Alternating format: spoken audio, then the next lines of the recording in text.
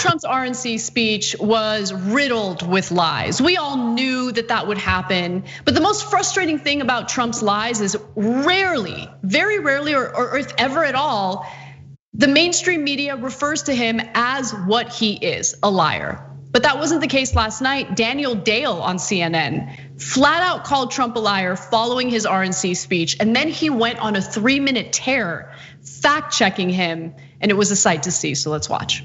This president is a serial liar, and he serially lied tonight. I counted preliminarily more than 20 false or misleading claims. I want to go through a whole bunch of them quickly because I think it's all important. Trump said Joe Biden is, quote, talking about taking down the border wall. Biden has specifically, explicitly rejected that idea. He just said he'll stop further additional construction. Trump claimed, as always, that he is the one who passed the Veterans' Choice Law. Barack Obama signed that into law in 2014. Trump signed a 2018 law to modify it. Trump said, I have done more for the African-American community than any president since Abraham Lincoln. That is ludicrous. Lyndon Johnson, for one, signed the Civil Rights Act and the Voting Rights Act. Trump again touted a, quote, record 9 million job gain over the past 3 months. He didn't mention, as usual, that that gain follows a record 22 million job loss over the previous 2 months. He said he'll, quote, continue to lower drug prices. They've increased during his presidency. He said they opened a Jerusalem embassy for less than 500,000. Early documents show it was at least 21 million. He claimed NATO member spending has increased for the first time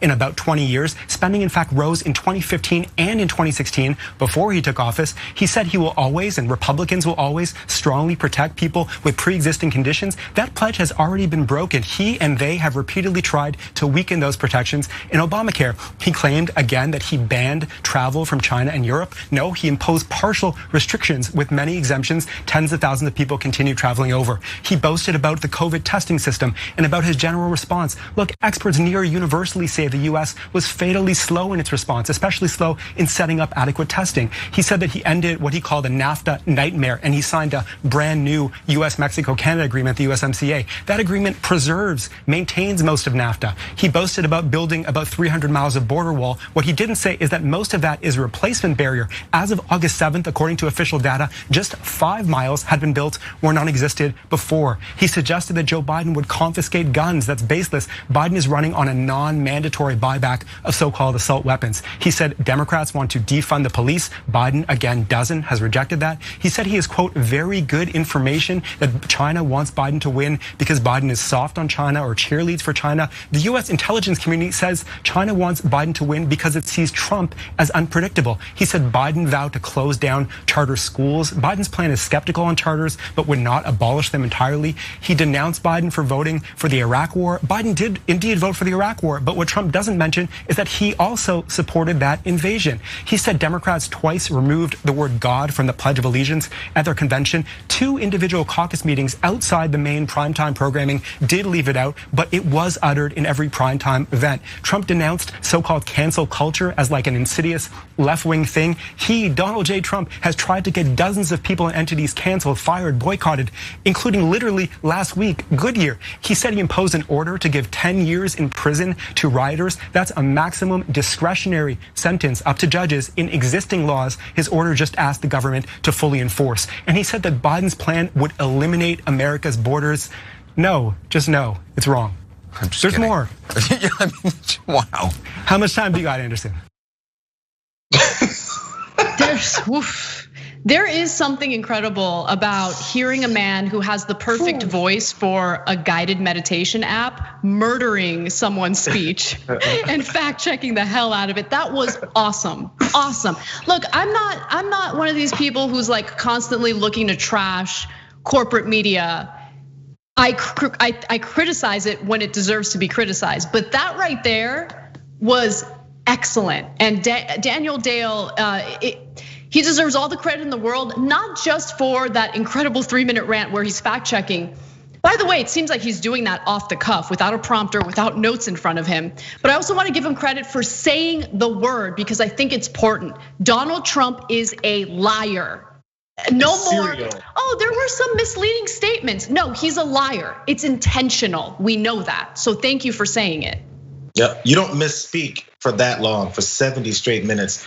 And again, as Dale pointed out, I can go on. Like this wasn't it. there's more to it. It's just he probably finally got tired and needed a drink of water. By the way, I just followed Daniel Dale. I've seen him a lot of times on Twitter. I just follow him, and I think I'm gonna be like one of those people who's like, I'm gonna start sending a message, be like, I need to find out if you read that. I need to find out if there was like bullet points. I need to know if maybe each topic you put in front of you and then you elaborated. I gotta know how you did that. Yeah, that was impressive. The whole time I was reading him the whole time, like I'm watching his eyes because I always see when people are reading. I'm watching his eyes to see it moves off to the side and catches a note, or even if it's on a monitor he's looking at, if maybe he checked it. I was like, I need to know how this came together because it was flawless. It straight up was. And by the way, so what the Trump administration will do if they're hearing that, if they ever, which they never would respond to fact checking. If there was a response from conservatives, they would say, well, what I got from that is that he said Biden voted for the Iraq war, and it's true. That's what they would get from that whole thing and move on. That's it, you're right. There was one Trump lie that really Daniel Dale didn't mention it, but I'm not knocking any points off of what he did. He did an incredible job, and it took 3 minutes to debunk the majority of Trump's lies, but I'm sure there were several others that he couldn't get to. And so I want to talk about one of them that he didn't get to because it gets under my skin the most. So Jayar, as you know, because this was a story that you pitched for the show earlier this week and we covered it, Donald Trump had signed executive orders to lower the price of prescription drugs. And then he didn't follow through on it. Right, so one of the executive orders was specifically meant to lower the price of prescription drugs for Medicare, so they reflect the same prices that people pay in other countries like Europe and European countries and Canada.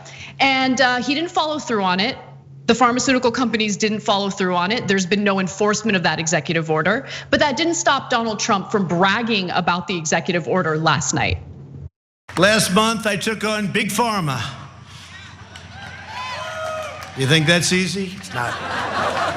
And signed orders that will massively lower the cost of your prescription drugs and give critically ill patients access to life-saving cures. There's no shame, Jayar. There's no shame. He will be boastful about things he hasn't actually done. He will pretend like his failures don't exist. He'll take his failures and he'll talk about them as if they were giant successes, like his handling of coronavirus. And the thing is, that's where the unknown is, as to how much voters, American people in general, know just how much he realizes he's not telling the truth. It's I guess the nature of the approach he takes at it is so blatant, like you kind of overlook it easily enough. Because by the way, I've said this before about anchors on Fox and stuff that say horrible things like what Tucker Carlson does every day. Those things are written. They're written. He was not off the cuff when he was going to that line about lowering your prescription drug costs. That was written by a speechwriter to say, bring this up. They know he didn't do anything about that. They know that he passed the deadline that he set for himself to have this done, but they want to put that in there because they don't care either. So it's not just Donald Trump that is a blatant liar. His entire administration, his speechwriters, anybody who does any of this work, they're like, yeah, let's say we do it, and then we'll just have him lie about it. Because he's down for that for sure. That's his main, that's right up his alley. Yep, it's his bread and butter. Just lie to his own constituents, his own supporters. Read that. Yeah, straight up. Want to win a free electric scooter? Well, our partners at Aspiration and Zoom Electric are making it possible. All you have to do is head to tyt.com/greensummer for your chance to win.